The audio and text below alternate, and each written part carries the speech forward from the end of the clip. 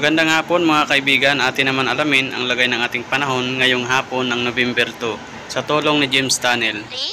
Na kung saan sa ngayon ay patuloy pa rin ang pagdaloy ng hanging amihan dito po sa northern part ng Northern Luzon at lumipis na rin po ang shear line na nag-i-extend hanggang dyan po sa northeastern part ng Cagayan. At sa atin pong long range forecast ay nananatili naman na walang bagyo na nakikita mula rito na tatawid dito sa ating bansa for the next 5 to 7 days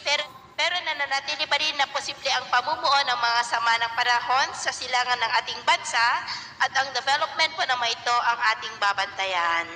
At sa lagay ng ating panahon, ngayong hapon ay maulap ang kalangitan na may mga pulupulong pag-ulan sa ilang bahagi ng Ilocos Region, Cordillera, Cagayan Valley, ilang bahagi ng Central Luzon, Metro Manila, Calabar Zone, ilang bahagi ng Bicol Region, Mimaropa at maulap rin ang kalangitan with isolated light rain sa ilang bahagi ng Panay Island, Negros, Cebu, Bohol, Leyte, Samar Provinces, Zamboanga Peninsula, Northern Mindanao, Caraga at ilang bahagi ng Davao Region. At sa susunod po ng mga oras ay posible pa rin ang mga isolated rains sa ilang bahagi po ng ating bansa, lalo na dito sa Luzon, kaya mag-ingat po tayo sa posibleng banta pa rin